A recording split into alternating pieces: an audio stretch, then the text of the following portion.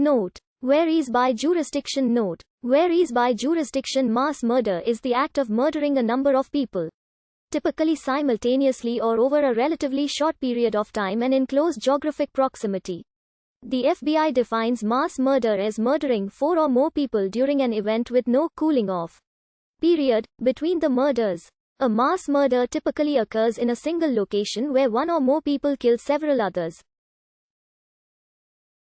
A mass murder may be committed by individuals or organizations, whereas a spree killing is committed by 1 or 2 individuals.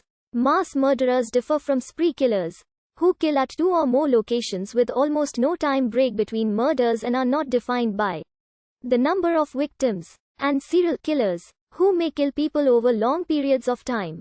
Many terrorist groups in recent times have used the tactic of killing many victims to fulfill their political aims.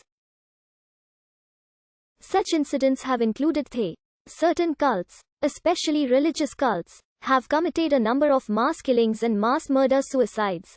These include Jim Jones People's Temple in Jonestown, Guyana, where 919 people died in 1978, the Order of the Solar Temple in Canada, Switzerland, and France, where 75 died in 1994, 1995, and 1997, Shoko Asahara's Aum Shinrikyo, which killed 12 in Tokyo, Japan, in 1995, Marshall Applewhite's Heaven's Gate in San Diego, California, where 39 died in 1997, and the Movement for the Restoration of the 10 Commandments of God in Uganda, where 778 died in 2000.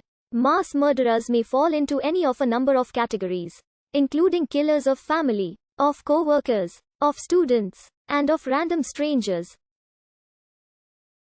Their motives for murder vary. A notable motivation for mass murder is revenge, but other motivations are possible, including the need for attention or fame.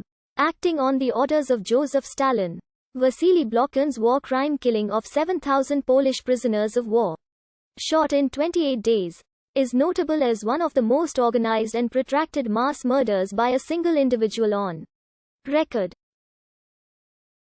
Analysis of the Columbine High School massacre and other incidents where law enforcement officers waited for backup has resulted in changed recommendations regarding what victims, bystanders, and law enforcement officers should do. In the Columbine shooting, the perpetrators, Eric Harris and Dylan Klebold, were able to murder 13 people, then commit suicide before the first SWAT team even entered the school. Average response time by law enforcement to a mass shooting is typically much longer than the time the shooter is engaged in killing. While immediate action may be extremely dangerous, it may save lives which would be lost if victims and bystanders involved in the situation remain passive, or law enforcement response is delayed until overwhelming force can be deployed. It is recommended that victims and bystanders involved in the incident take active steps to flee, hide, or fight the shooter, and that law enforcement officers present are first arriving at the scene. Attempt immediately to engage the shooter. In many instances, immediate action by victims, bystanders, or law enforcement officers has saved lives. Commentators have pointed out that there are a wide variety of ways that homicides with more than several victims might be classified.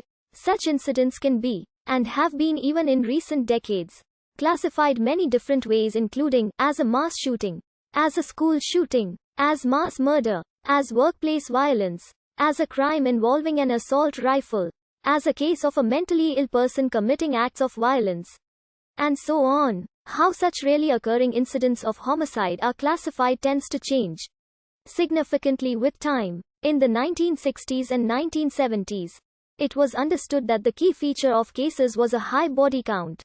These early discussions of mass murder lumped together cases that varied along what would come to be seen as important dimensions. In the late decades of the 20th century and early years of the 2000s, the most popular classifications moved to include method, time and place. While such classifications may assist in gaining human meaning as human-selected categories, they can also carry significant meaning and reflect a particular point of view of the commentator who assigned the descriptor.